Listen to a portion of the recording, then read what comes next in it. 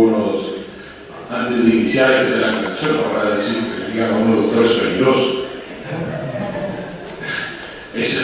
Ustedes saben de que antes de iniciar siempre para entrar en el tema, ustedes saben el origen del término doctor, ¿por qué en el Perú no dice doctor? Porque hubo un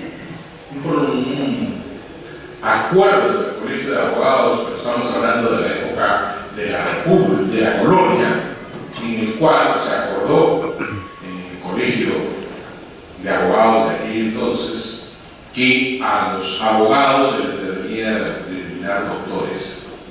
No existía el término ahora como grados académicos, y de ahí la tradición que continuó hasta nuestros días. Así que por favor, para evitar juicios, simplemente magíster. Muy bien. La función de la representación. Haciendo un resumen de lo que vimos el día de aquí, bueno, como decía el autor, el día viernes, vimos básicamente los conceptos de representación, cómo evolucionó el término de representación desde las ciudades-estado griegas hasta llegar a nuestros tiempos, y como diría Durkheim, a la gran ayuda del sistema electoral, ayudados sin lugar a dudas por este gran estudioso Peter Nolan y los sistemas electorales que han mejorado la representación en los estados, para poder determinar los tipos de representación que nos habla Sartori, que nos habla Hanan Pitkin, que nos habla José Pedro Galbao. Y vimos también que en el Perú lo utilizamos de una manera muy práctica, refiriéndose a dos características básicas de la representación, que es uno, que representan a la nación, y dos, el tema de que la representación no obedece a mandato imperativo. El día de hoy vamos a ver la representación política y sus relaciones. Cuando hablamos de representación política, ya hemos dicho que básicamente estamos hablando de la representación política democrática. Y surge la pregunta: ¿puede existir representación política no democrática? Solo cuando se habla de designación de cargos. En un gobierno de facto, cuando se designan a consejeros o funcionarios, hay una representación. Por ejemplo, el primer ministro tiene una representación, pero ¿es de origen democrático su representación? No, es de poder delegado. ¿Cómo es esto? Explique, ¿qué está hablando usted? La representación democrática es la por la que es elección del pueblo, y una representación política no democrática es una representación por poder delegado. El presidente de la República delega su poder en el primer ministro y en sus ministros, que tienen una representación. Para no confundirnos, la doctrina no ha tenido a llamarles representación política. Sin embargo, por eso la aclaración de representación política democrática, que es la relación, o mejor, un sistema de relaciones entre gobernantes y ciudadanos, caracterizado por un elevado grado de institucionalidad. Pero ese elevado grado de institucionalidad tiene una característica fundamental, que les dije, eso es materia de otra clase, pero se las adelanto, que es la elección popular. El circuito de representación constituye el eje institucional y central de los regímenes democráticos. ¿Por qué? Porque es el pueblo que mediante un pacto social delega su poder, sabiendo que él no puede gobernarse directamente, porque si no sería el caos, la anarquía, y busca que otros ciudadanos lo gobiernen. Las instituciones parlamentarias siguen siendo en los países bajo este régimen una sede obligada del proceso de toma de decisiones, un canal privilegiado de reclutamiento de los políticos y por lo tanto una puesta en juego significativa de la competición electoral. Veamos algunas características acá. No antes, por favor. Vamos a ver. Dice: instituciones parlamentarias siguen siendo en los países bajo este régimen una sede obligatoria del proceso de toma de decisiones. Recordemos que hay dos grandes sistemas en el mundo: el sistema parlamentario y el sistema presidencialista. ¿Correcto? El sistema parlamentario es donde las instituciones parlamentarias cobran mayor valor. ¿Y es por qué? Porque es de las sedes parlamentarias de donde nace el Ejecutivo, porque son las sedes parlamentarias las que eligen a los ejecutivos. Y es la sede parlamentaria la que elige a los líderes. En España, por ejemplo, que es una monarquía constitucional, el primer ministro, jefe de Estado, lo elige ¿quién? El Parlamento. ¿Y desde dónde se perfila este jefe de Estado? De los líderes de cada bancada parlamentaria. Por eso dice también que es el reclutamiento privilegiado de políticos. Siguiente. Una relevancia crucial para la forma de instituciones parlamentarias es la evolución histórica y las variaciones nacionales de las modalidades organizativas del modus operandi y del propio político de los parlamentos, el rol político de los parlamentos.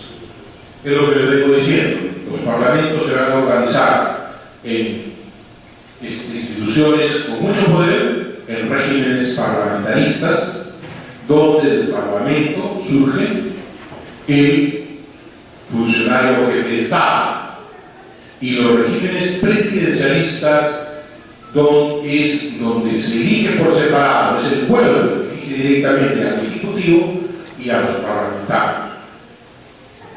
En línea general, los parlamentos contemporáneos se configuran como asambleas de sujetos colectivos, es decir, de partidos, y de forma bastante más clara que lo que había sucedido en el siglo XIX. ¿Cómo comienzan a organizarse los electos por los ciudadanos, por los pueblos en los parlamentos? Es la pregunta. En los primeros tiempos en Inglaterra, los señores feudales o los representantes de las provincias, de los ducados, no tenían una representación, por decir así, muy vinculada entre ellos. Cada terrateniente y cada varón tenía su propio esquema de definición por los intereses de su zona y no una visión en conjunto por todo el Estado. Es en la Revolución Francesa ya cuando comienzan a surgir en las asambleas del Parlamento francés las agrupaciones por ideas comunes. Vamos a tener los girondinos por un lado, los jacobinos por otro, en fin, agrupaciones que van a tener una confluencia a través de ideas comunes o de valores. Pero posteriormente a esto que cae en la Revolución Francesa, van a configurarse a través de gremios incluso, cuando ya el principio de igualdad va a primar y van a hacer más abierto la elección. Va a haber un grupo que representa a los abogados, otro representa a los arquitectos, a través de lo que se conocía en aquella época como los gremialistas. Pero en sí ya la figura de partidos políticos va a comenzar a surgir más claramente en el siglo XVIII y se va predominando en el siglo XIX. La cuestión de la relevancia es la relación que pasa, cómo queda la voluntad del individuo en un grupo político.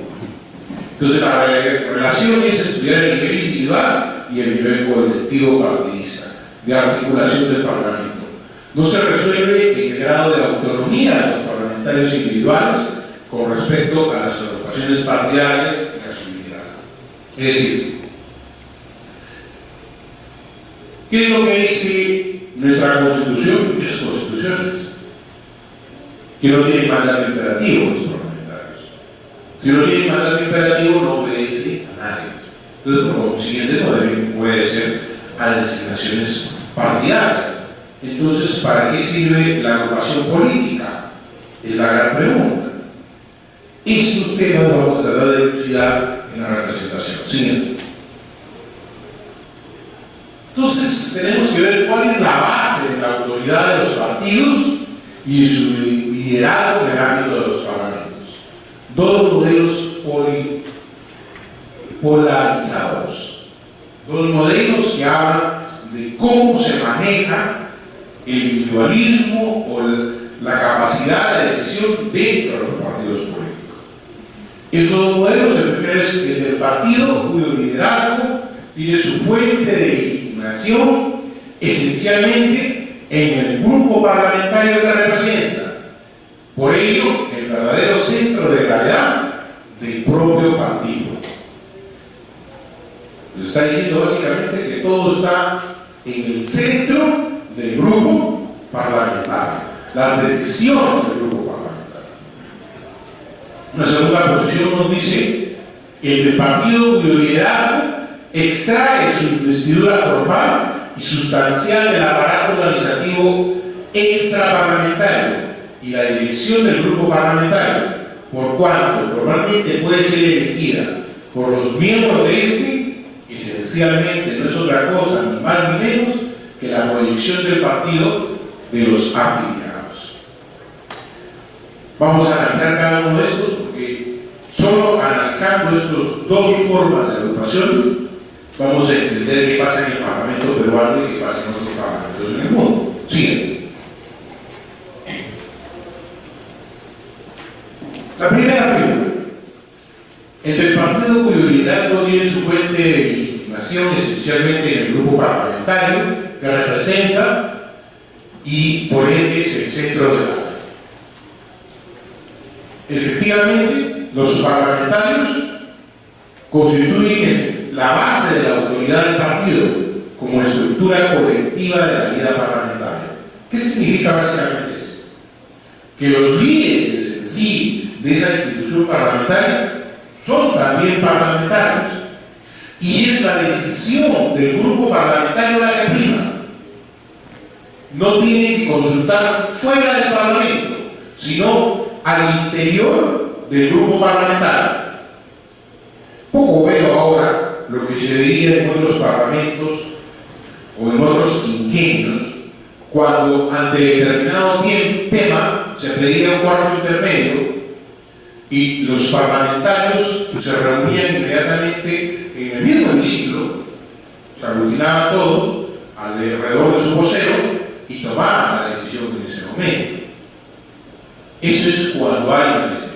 Lo que poco veo también estuve revisando y tenía las láminas, pero no quise poner láminas del Perú, porque bueno, a veces herimos susceptibilidades, donde en quinquenios pasados tenían mucha trascendencia, incluso se notaba esto cuando la prensa estaba horas de horas detrás de la puerta de las bancadas esperando que acabara la reunión de bancada para determinar cuál era la decisión sobre determinado tema o sobre la postulación de determinados candidatos. ¿Eso qué reflejaba? Reflejaba lo que estaba viendo, que los parlamentarios constituyen la base de la autoridad del partido como estructura colectiva, la efectividad y además que había una capacidad de influir en la formación de las decisiones del grupo. He puesto una figura ahí donde hay un líder extranjero alrededor de su pequeña bancada, porque él es básicamente el que dirige, o es la voz sonante, o es el más preclaro, como le llaman algunos, que dirige la posición de la bancada, pero está dentro del Parlamento. Por eso algunos politólogos dicen que el tema de que en el Perú los presidentes los candidatos a presidentes no puedan ir tampoco como en la plancha, no puedan ir, perdón, en las listas parlamentarias, es un error. ¿Por qué? En otros países no se ha elegido presidente, pero sí se ha elegido senador o diputado y va al Senado. Y como es el líder de su agrupación política, va a dirigir desde dentro del Parlamento a su agrupación política. Para algunos esto es muy beneficioso porque van a tener directamente la influencia política de su líder. Para otros es negativa, para otros politólogos. ¿Por qué? Es negativa porque estos liderazgos predominantes van a querer siempre sobreponerse a los liderazgos del gobernante. Pero analicemos, los principales líderes de opinión de grupos políticos han surgido y se han dado en el Parlamento. Les pongo un ejemplo. El Grupo de Flores adquirió su liderazgo del PPC siendo parlamentario. Y no les menciono otros casos, porque, bueno, simplemente menciono ese caso. Siguiente. Pero ¿qué pasa con el segundo grupo? El segundo grupo es cuando el liderazgo no está dentro del Parlamento, sino está afuera del Parlamento, está en los exteriores del Parlamento. Y los parlamentarios esperan la decisión que venga de afuera. La doctrina dice que básicamente esto se da cuando los partidos forman parte de los ejecutivos, porque las decisiones básicamente vienen del ejecutivo, sobre todo en los sistemas parlamentarios. ¿Por qué? Porque recordemos que los sistemas parlamentarios, el origen del ejecutivo es el propio Parlamento. Ha sido un representante del Parlamento que ha ido al ejecutivo y por consiguiente, como ese líder, sigue dando órdenes a su grupo político. Pero en los modelos presidencialistas, ¿tiene sustento de este tipo? Diríamos que no. Sin embargo, otros sustentan que sí. ¿Por qué? Sobre todo mirando los sistemas electorales. Porque muchas veces los parlamentarios no han sido elegidos por sus propias características, sino por el efecto arrastre de su candidato presidencial. Dado que por sí solos no son más individualidades que no podrían reflejar el sentir propio de su pueblo, sino representan el efecto arrastre de un sistema presidencial. Por eso dice que los parlamentarios se presentan, por el contrario, como un brazo del Ejecutivo, de un partido que define su posición en ámbitos extraparlamentarios. En la práctica se ha revelado muy difícil mantener su pureza. Por eso es que comienzan siempre a tener égidas o éxodos, es decir, salidas de miembros de estos grupos parlamentarios. Se presupone un estrecho control sobre la base de las carreras políticas del personal parlamentario, como parte del partido externo, que evita la consolidación de espacios de autonomía de los elegidos. ¿Cómo es esto? Todos el accionar de los parlamentarios se mueve en base a las decisiones de los partidos, no a las decisiones del grupo parlamentario, sino a la decisión del partido. Sobre esto también Peter Noren escribe muy claramente al señalar que los sistemas electorales donde existe el voto cerrado, los partidos son más fuertes y se consolidan más. ¿Saben lo que es el voto cerrado o la lista cerrada? Donde no existe el voto preferencial. Dado a que es el partido al que establece el orden en la lista. Y ese orden se va a respetar al momento de distribuir quienes ingresan al Parlamento o no. ¿Entienden? Lo que no sucede cuando hay voto preferencial. Porque el voto preferencial, ¿quién finalmente pone el parlamentario? El ciudadano que señala un voto preferencial determinado. Pero ¿cuál es el riesgo? Que el parlamentario no se crea ya representante de esa agrupación política, sino se crea él como dueño absoluto, porque dice que que él, ese pechito, ha sido el que ha sido elegido del grupo político. Como prueba de eso, dice, no los necesito, me retiro. La historia peruana está plagada de muestras de este tipo, ¿no? Hay parlamentarios que han salido electos hasta por 3 o 4 camisetas diferentes. Un finado congresista que salió por 2 o 3 grupos y lleva mi apellido, ¿no? Mejor dicho, yo le digo por apellido porque él es mayor que yo, don Enrique Chirino. Él estuvo en varias oportunidades en los parlamentos, pero no con la misma agrupación política. Pasó desde el APRA hasta otras agrupaciones, ¿no? Entonces, y basados en el voto preferencial. Entonces, por eso es que corre este tipo de organización, por eso se llama partido de los afiliados, porque se afilian al partido pero no son parte en sí del partido. Pero estas dos posiciones nos dejan siempre. Hay un modelo híbrido, porque en la vida no todo es blanco y negro, ¿no? No todo es amor y odio.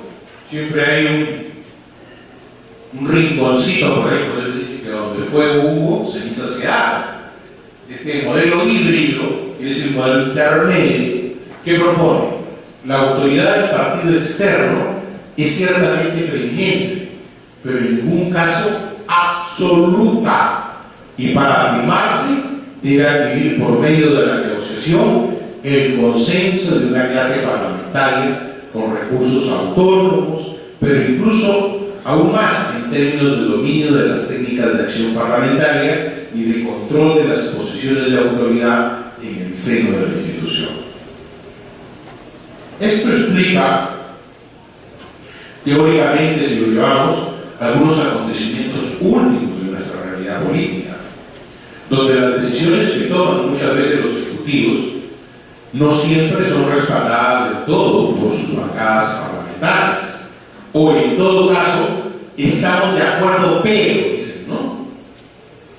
Y comienza el tema de negociación entre el espacio que reclama la bancada política y el espacio que plantea el ejecutivo.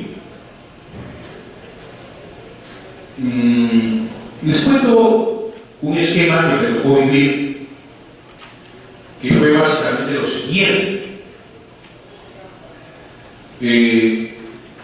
Estaba el director general parlamentario y estábamos en el hemiciclo en sesión plenaria y todos pedían formar una comisión investigadora sobre el tema de los petroautos. Y en eso llegó el primer ministro con todo su gabinete de ministros. Y el tema está que el Ejecutivo, representado por su primer ministro, exigía que en ese momento en el Parlamento le dieran la palabra para que explicara junto con su gabinete el tema. Y el presidente del Congreso en esos momentos dijo: un momento, yo no me debo a lo que ustedes pidan directamente, yo me debo al colegiado, al pleno. Es el pleno el que debe decidir si te recibe hoy día o te recibe otro día, porque es la potestad y el tema parlamentario. El tema parlamentario dice que los ministros pueden llegar por invitación, pero no pueden llegar ellos de por sí, ante sí, presentarse. ¿Correcto? Entonces hay también el tema de dominios de técnicas de la acción parlamentaria. Entonces, ¿qué pasó? Como saben esta historia, pero lo vieron en los canales. El ministro entró de todas maneras y pidió la palabra. Podía hacerlo, porque era congresista, pero había ministros que no eran congresistas, y al no ser congresistas no podían estar en el hemiciclo si es que no habían recibido la autorización de la mesa. ¿Qué pasó entonces? Se suspendió la sesión. y se fueron a una negociación diferente en la sala ya conjunta de portavoces.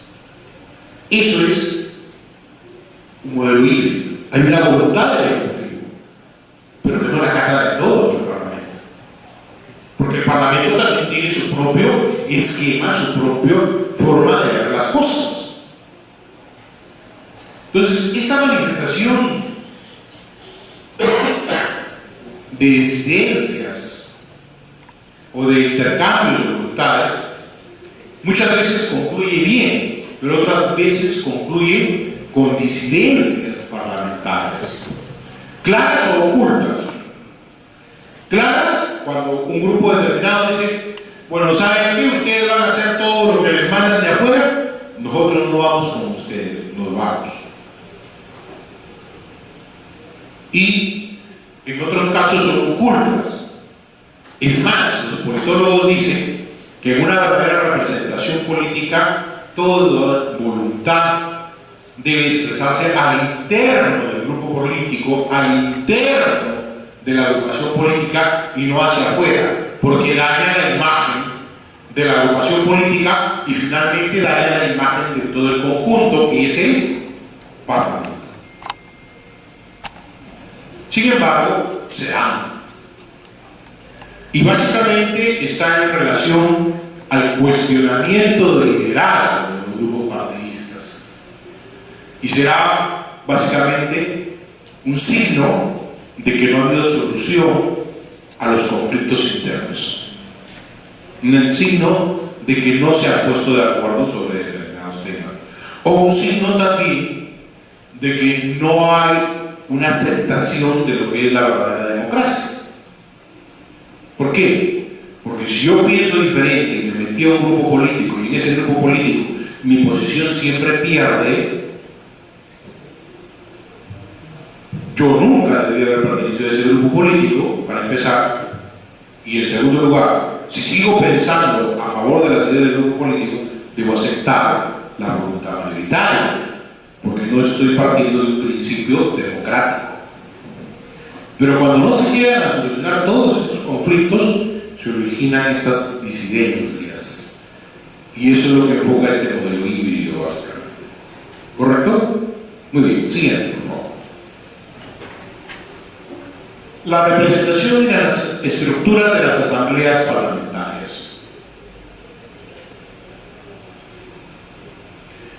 El tema es ahora analizar la estructura de una asamblea parlamentaria y cómo está fuertemente condicionada a cómo se agrupan sus miembros y en particular a la naturaleza de los partidos. Los diferentes sistemas electorales, asociándose a ciertas características de los partidos, nivel de estructuración, difusión, escala nacional, es capaz de influir en el grado de fraccionamiento del sistema de partidos. Repercutirá también automáticamente en el grado de fragmentación de la asamblea parlamentaria.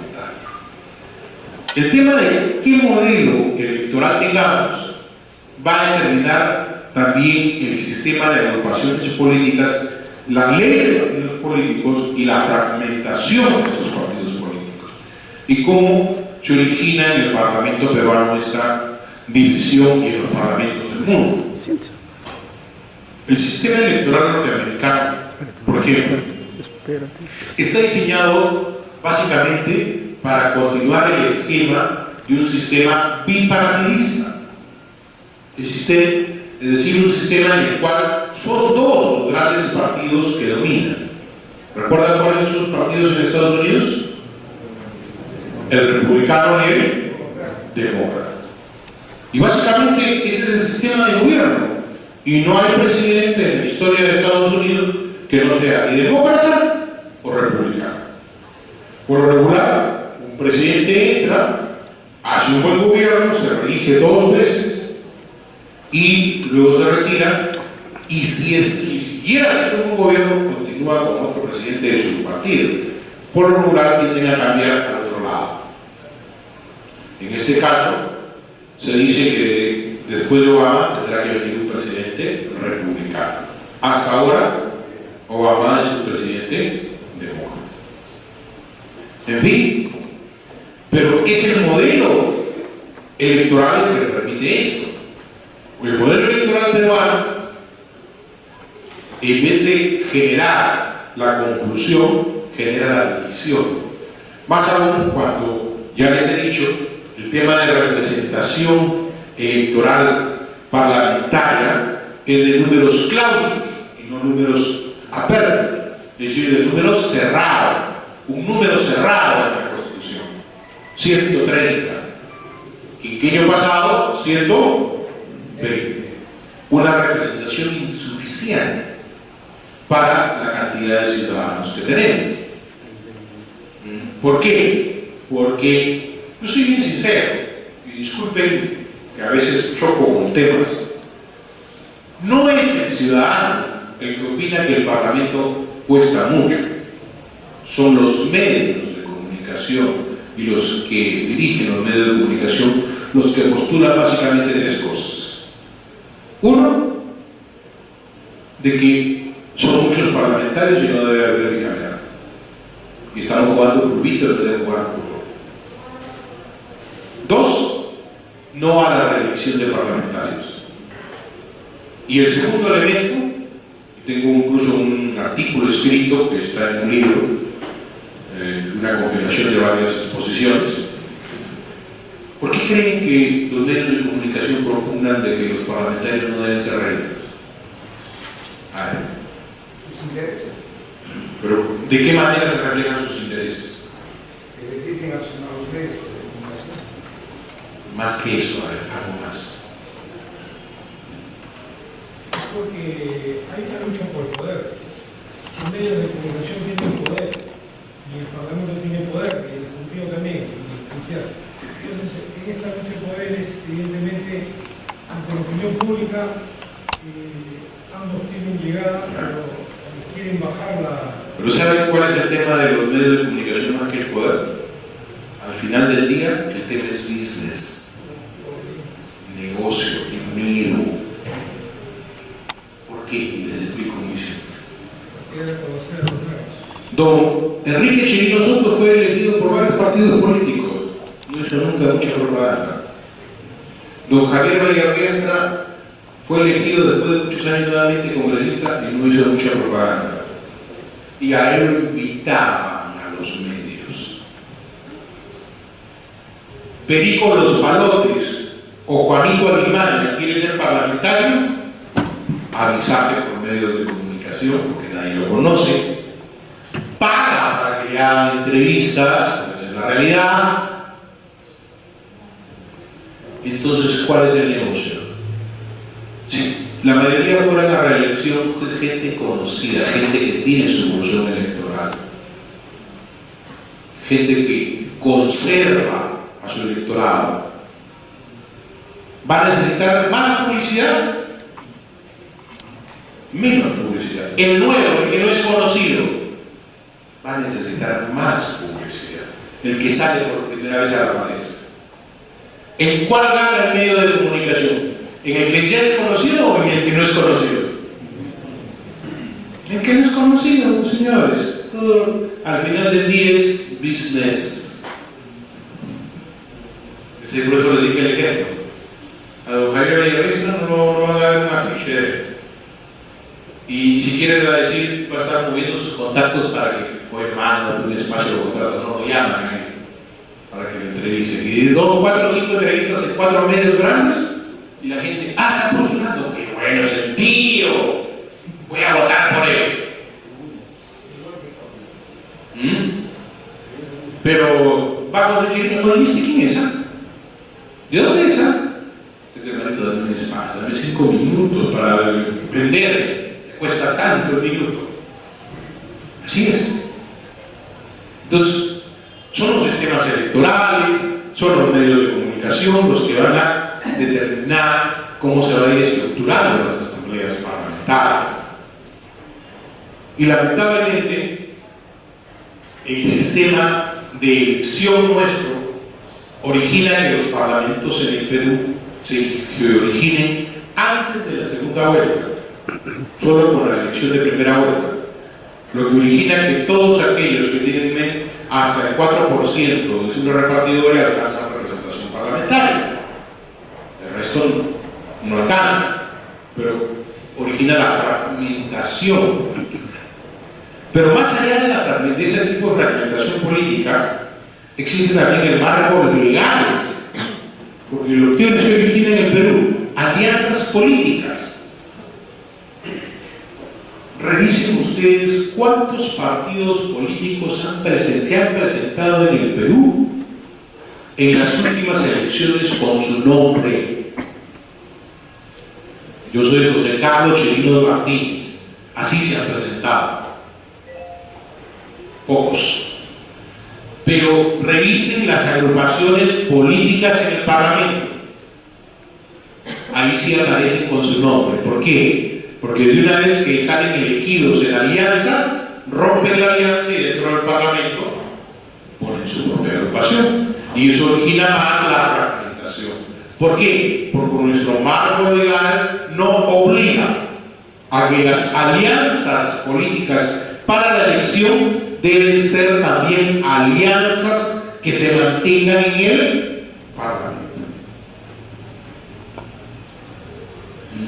Entonces, una agrupación política, una alianza política que puso 15 congresistas, termina en el Parlamento con 2 o 3 agrupaciones políticas. Eso debilita nuestro sistema. Pero eso es falla de configuración, de estructura de la Asamblea Parlamentaria. ¿Entienden? Y ustedes dirán, ¿y por qué no se hacen esos cambios? Porque esos cambios obedecen a cambios de reforma parlamentaria. ¿Y quiénes lo van a hacer? Los parlamentarios que están divididos en esas agrupaciones. ¿Van a tener interés de votar por ello? No. ¿El mundo académico se los dice? Sí. Pero ahí queda. Siguiente. El otro tema a ver es las relaciones entre mayoría y oposición. ¿Cómo se dan las relaciones de mayoría y oposición? ¿Ven ustedes cómo quedó conformado inicialmente el Parlamento peruano? Tenemos 1, 2, 3, 4, 5, 6 agrupaciones. ¿Cuántos tenemos ahora? 9. Y seguirán hasta el 5º año. Pero en fin. Ahora, el tema en el Parlamento es también cómo se mueven las mayorías y las minorías. Ojo, que doctrinariamente se habla de mayorías y minorías. No se habla ni siquiera de oposición y gobernistas. ¿Por qué? Porque muchas veces los que gobiernan son minoría y la oposición es mayoría, o a la inversa, que es lo normal, donde los que gobiernan son las mayorías y hay un grupo minoritario que no necesariamente tampoco es una oposición en algunos casos, solo en los otros casos sí representa una verdadera oposición.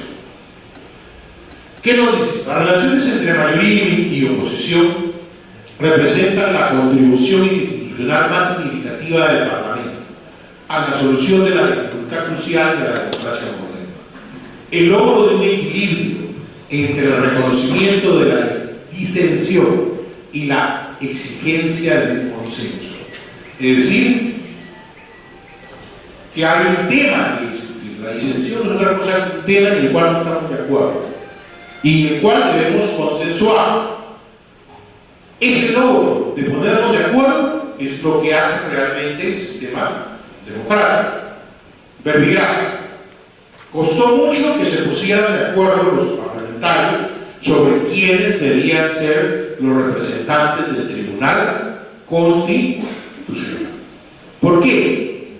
Porque estos temas de decisión y consenso se ven más claramente cuando se requieren mayorías calificadas o votaciones calificadas. Porque cuando hay votaciones simples, simplemente son mis votos, no mi amigo. Y el resto, como dice Nikita, chusma, chusma. cuando necesitas votación calificada, viene el tema, que ahí ya no los puedes ignorar. Tienes que consensuar con todos, porque todo voto cuenta. Y eso es lo que origina que el Parlamento sea el lugar de toma de decisiones sobre la base de una decisión política. No debemos olvidar esto nunca. El Parlamento es un tema de decisión política, donde lo que se decide es básicamente en lo que cree un determinado grupo parlamentario o en los intereses que cuida un determinado grupo parlamentario. Hay que ser claros. No podemos tampoco ser cucujatos y decir no cuidan intereses. No, los parlamentos han sido elaborados para eso, para cuidar incluso intereses de determinados estamentos.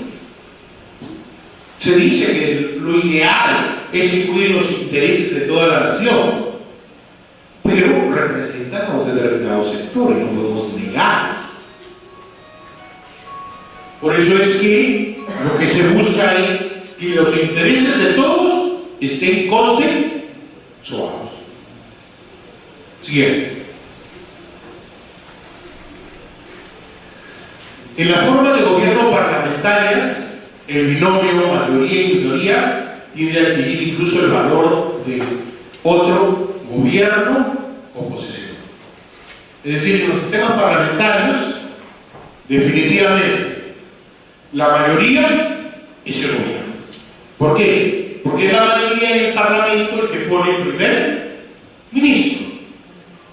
Y la minoría será siempre la oposición. Eso es en los sistemas parlamentarios.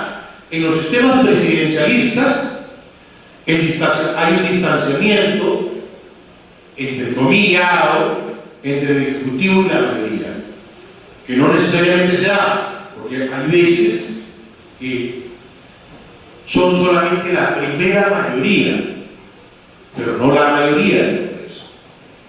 Las dos articulaciones se dan, mayoría-minoría, gobierno-oposición, y no son necesariamente superpuestas, como ya les explicaba.